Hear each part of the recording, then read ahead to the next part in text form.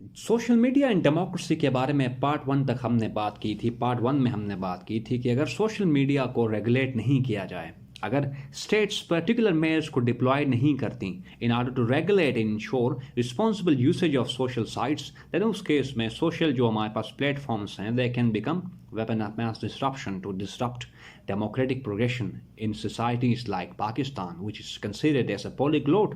तो उसी पॉइंट से हम आगे कंटिन्यू करते हैं। पॉइंट 4.2 है कि social media is being used to fuel pernicious propaganda campaigns to disrupt democratic progression। Self explanatory है कि सोशल मीडिया साइट्स को कैसे both internal and external enemies जो है ना कैसे यूटिलाइज करते हैं to the detriment of particular country or their rival. तो ये पॉइंट हमारे पास सेल्फ एक्सप्लेनेटरी है। 4.3 की तरफ चले जाते हैं। Fake news, misinformation and disinformation and thereby causing democratic recession. News में आप लोगों ने पढ़ा होगा 2016 में जो यूएस इलेक्शंस थे यूएस में, उसमें रशिया ने जो ऑनलाइन वोटिंग प्रोसेस था या प्रोसीजर होता है यूएस में उसमें इंटरवीन किया और वहाँ पे इलेक्शंस को रिग किए। तो ये सोशल मीडिया जो हमारे पास प्लेटफॉर्म्स होते हैं लाइक फेसबुक है, ट्विटर है एंड सो ऑन, तो ये यूटिलाइज होते हैं for misinformation, disinformation, fake news. Also fifth generation warfare हो, इस्लामोफोबिया हो, जीनोफोबिया हो, इथनोसेंट्रिज्म हो, ये वो सारे नेगेटिव टेंडेंसीज है जो कि करेंसी गेन करते हैं और गेन कर रहे हैं। किसकी वजह से? सोशल मीडिया साइट्स पर जो यूज़र्स का जो बिहेवियर है, उनके जो जो एक प्लुरलिस्टिक उनके जो कंडक्ट्स हैं, उनकी वजह से ये जो हमारे पास टेंडेंसीज है लाइक इस्लामोफोबिया है, उसके बाद इथनोसेंट्रिज्म है, जीनोफोबिया वगैरह वगैरह, ये प्रमोट होते हैं। ठीक। फर्दर जो fifth generation warfare tendencies like in case of Pakistan हम बात करते हैं कि Pakistan is confronting hybrid warfare and hybrid warfare में जो हमारे पास फेक न्यूज़ है, मिस इन्फॉर्मेशन है, डिस इन्फॉर्मेशन है, प्रोजेक्शन ऑफ हार्ड इमेज है, वो एज क्रेडिबल वेपन यूज़ होता है जो कि अवेलेबल है on social sites or which is been deployed through social media. तो ये एक हमारे पास इशू है जिसकी वजह से जो सोशल मीडिया है इफ़ केप्ट अनरेगुलेटेड वो डेमोक्रेटिक डिसीजन को प्रोपेगेट करता है या जनरेट करता है, सोशल मीडिया साइट्स जनरेट करते हैं। पॉइंट 4.4 की अगर हम बात कर लें कि propping up digital dictators and snatching state sovereignty to independently formulate policies. Yuval Noah Harari अपने एक आर्टिकल में लिखते हैं कि जो सोशल मीडिया है या सोशल साइट्स हैं वो डिजिटल डिक्टेटर्स को प्रमोट करते हैं या they help digital dictators to sell their narrative. ठीक, जैसे हमारे पास एविडेंस के तौर पे वेस्ट में या across the globe rise of right wing हमारे पास जो पॉपुलिस्ट लीडर्स हैं, उससे ये हमें पता चलता है कि yes social media place in favour of these digital dictators are the CEOs of these social platforms are becoming digital dictators when it comes to treating individuals or countries on equal footings. तो ये एक issue है जो कि generate होता है from social media to the detriment of democracy. Point 4.5 की अगर बात कर लें कि social media is rendering the traditional institutional arrangements ineffective by posing non kinetic challenges. जैसे ऊपर हमने बात की कि हमारे पास करंट माइलों में या कंटेम्प्रेरी एरा में जो इशूज़ है जिनको हम कहते हैं नॉन ट्रेडिशनल इशूज़, लाइक उनमें एक हाइब्रिड वॉरफेयर है या प्रॉक्सी वॉर्स हैं। तो जो सोशल मीडिया साइट्स हैं या सोशल मीडिया प्लेटफॉर्म्स हैं, उन्होंने एक स्टेट में या नेशन स्टेट्स में जो ट्रेडिशनल और कन्वेंशनल इंस्टीट्यूशनल फ्रेमवर्क्स हैं उनको entirely and grossly ineffective consider कराया, डिक्लेयर किया है या इनइफेक्टिव बनाया है। फॉर इंस्टेंस हमारे पास जो लॉ इन्फोर्समेंट एजेंसीज हैं या इंस्टीट्यूशंस हैं वो इस पोजीशन में नहीं है कि वो फिफ्थ जनरेशन वॉरफेयर को शिकस्त दें। ठीक, या वो उन टेंडेंसीज को compete और उन टेंडेंसीज को फॉइल नहीं कर सकते जो कि पाकिस्तान की सॉवरेनिटी अगेंस्ट यानी कि अपनी एक्टिविटीज़ को कैरी आउट कर रहे हैं। ठीक, by using people against Pakistan institution of sovereignty. तो इस वजह से हम कह सकते हैं कि सोशल मीडिया जो है वो जो ट्रेडिशनल इंस्टीट्यूशंस हैं, जो स्पेशली इंस्टीट्यूशंस की बात कर लाइक हमारे पास security and exchange commission of Pakistan है एंड सो फोर्थ, ऐसे जो इंस्टीट्यूशंस होते हैं कंट्रीज और नेशन स्टेट्स में वो अब इनफेक्टिव होते जा रहे हैं बिकॉज उन इंस्टीट्यूशंस के पास कोई ऐसा मैकेनिज्म नहीं है जिसके थ्रू वो fake news, false information, disinformation को फिल्टर आउट करें। ठीक, और आवाम को रियलिटी दिखाएं। उनके पास कोई ऐसा मैकेनिज्म नहीं है। जब ऐसा मैकेनिज्म नहीं होगा तो जो किसी भी स्टेट की जो आवाम है उनमें एक खौफ होता है, उनमें एक ट्रिपिटिशन होता है जिसकी वजह से उनको मेंटली और साइकोलॉजिकली ये फील होता है या वो फील करते हैं कि उनकी जो कंट्री है या उनकी जो स्टेट मशीनरी है वो इस पोजीशन में नहीं है कि वो आवाम की बेहतरी एंड वेलफेयर को इंश्योर करे। ठीक, उस स्टेट की जो law enforcement agencies and military है वो उस स्टेट की सोवरेनिटी को डिफेंड करने की पोजीशन में नहीं है। तो यही बात और यही साइकोलॉजिकल फैक्टर जो है वो fifth generation warfare tendencies utilize करती हैं through social media to demoralize citizens of a certain country. तो ये हमारे पास तो सोशल मीडिया के कुछ नेगेटिव रेमिफिकेशंस अगर कोई स्टेट सोशल मीडिया को रेगुलेट नहीं करता।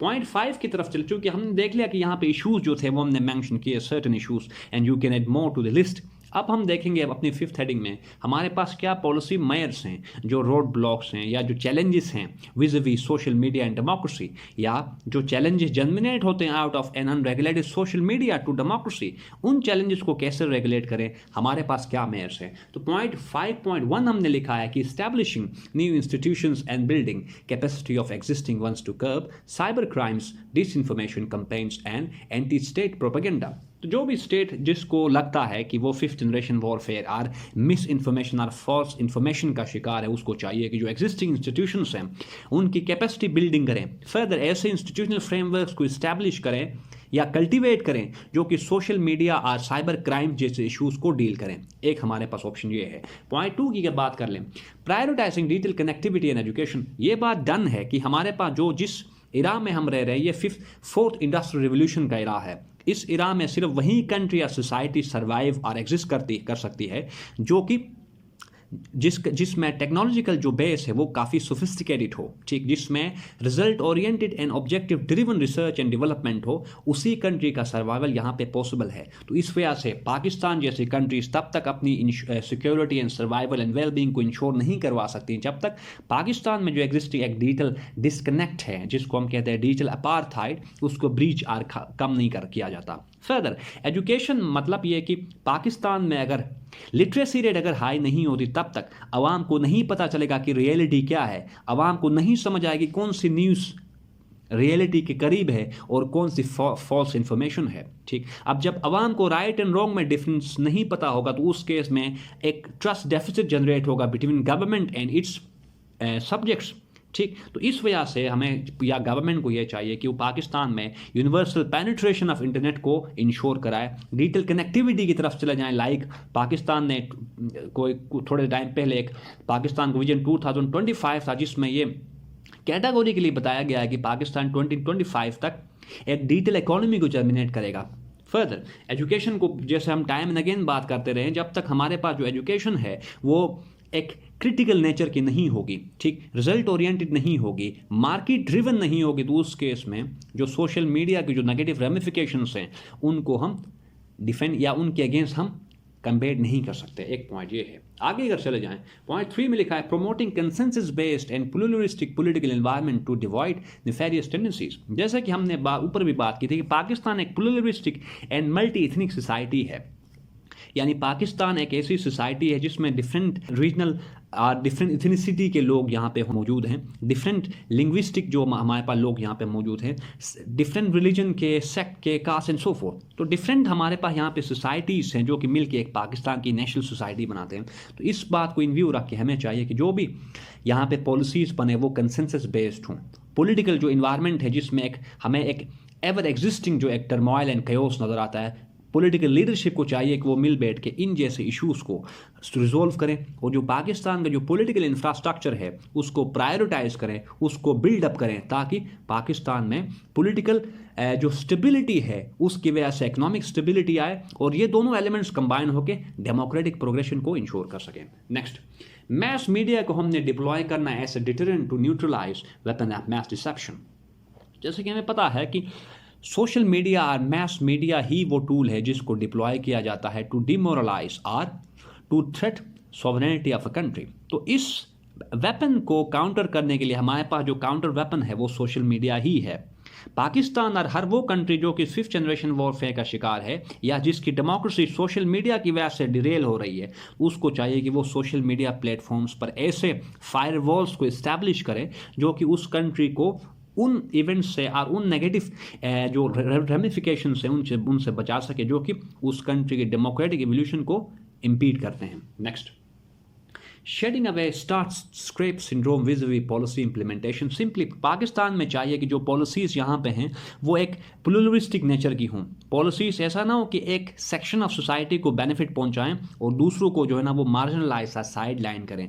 यहाँ पे नेशनलिस्टिक नेशनल लेवल की नेशनल कैलिबर की पॉलिसी मेकिंग की जाए ताकि उस पॉलिसी मेकिंग के बाद एक ट्रिकल डाउन इफेक्ट नज़र आए। ठीक, ग्रास रूट लेवल तक उसका ट्रिकल डाउन इफेक्ट नज़र आए ताकि जो सिटीजनरी है, चाहे वो कोर रीजन्स में हो या कोर मेट्रोपॉलिटन सिटीज़ में रहते हो या पेरिफेरीज में रहते हो, उनको उन पॉलिसीज़ का फ़ायदा हो। जब पॉलिसीज़ आवाम तक, पॉलिसीज़ की वजह से आवाम को फ़ायदा पहुंचेगा तो क्या होगा, आवाम का जो ट्रस्ट है on their state, in their state and institutions, वो ट्रस्ट इंक्रीज़ होगा। जब ट्रस्ट इंक्रीज़ होगा तो उस केस में गवर्नमेंट की जो पॉलिसीज़ हैं उनको सपोर्ट मिलेगी। ठीक, क्योंकि हमें पता है कि ये आवाम ही है जो कि गवर्नमेंट की स्ट्रेंथ होती है अल्टीमेटली।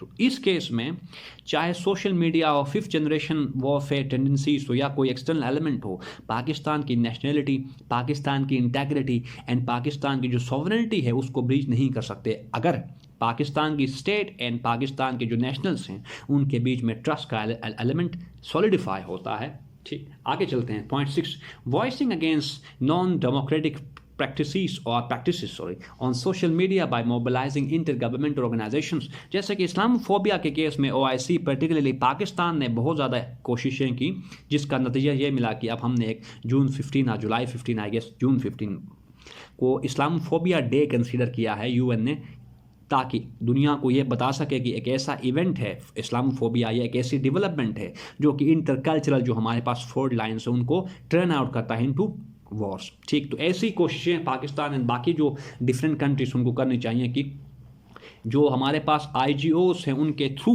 इस बात को रियलाइज़ कराए दुनिया को या कमिटी ऑफ नेशंस को कि social media is hazardous and ranking havoc across political realms of different countries. तो ये बात हमने इंटर गवर्नमेंटल लेवल पर करनी है। नेक्स्ट, डिजिटल अपार्थाइड को ख़त्म करना है by ensuring universal penetration of internet and digital literacy. Next, consolidating political stability, economic sustainability and national integrity for democratic progression। यही बातें हमारे पास जो ऊपर जो हम कर रहे थे कि पाकिस्तान जैसे कंट्री को चाहिए कि वो पहले पॉलिटिकल स्टेबिलिटी को गेन करे, उसके बाद इकोनॉमिक सस्टेनेबिलिटी को इंश्योर कराए, ताकि political and economic stability contribute करते हैं टुवर्ड्स डेमोक्रेटिक गवर्नेंस, जो कि टर्न होती है इनटू गुड गवर्नेंस। ठीक, ये हमारे पास सर्टेन सोर्सेज थे और सर्टेन पॉलिसी मेयर्स थे जिनके थ्रू हम डिजिटल मीडिया की वजह से जो नेगेटिव रेमिफिकेशंस हैं जिनको हम विटनेस कर रहे हैं आजकल, उनको हम टैकल कर सकते हैं। ठीक, तो आज के इस टॉपिक में हमने देखा कि सोशल मीडिया का क्या कनेक्शन है with democracy.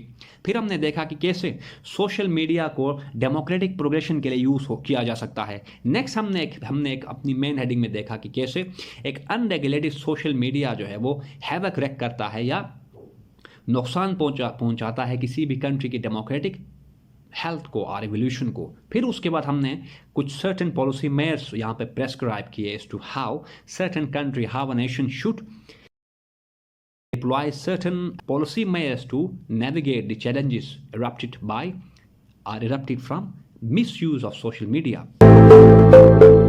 So this is all for today, people. If you got any confusion related to this topic, please let me know about your issues through your comments. I will address them in my next lecture. Thank you very much.